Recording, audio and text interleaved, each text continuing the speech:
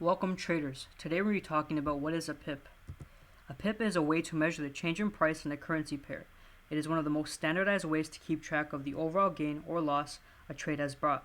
When you join our signal service, you'll get frequent pip counts from our providers to help you keep track of our performance. You can see AtomFX's pip count since 2015 at the following link.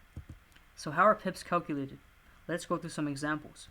Our first example is a EURUSD short. Let's say TP1 is hit, so price actually went from 110,250 to 110,000.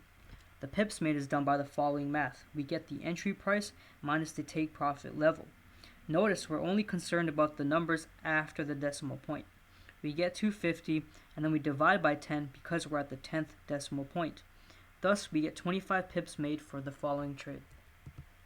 Let's long EURUSD. In this case, if TP1 was hit, price went from 110,250 to 110,400. The pips made is now done by the following math. You get the take profit level minus the entry level. Once again, we're only concerned about the digits after the decimal point.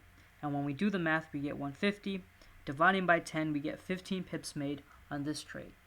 Let's look at a different pair. Let's say we short USD yen.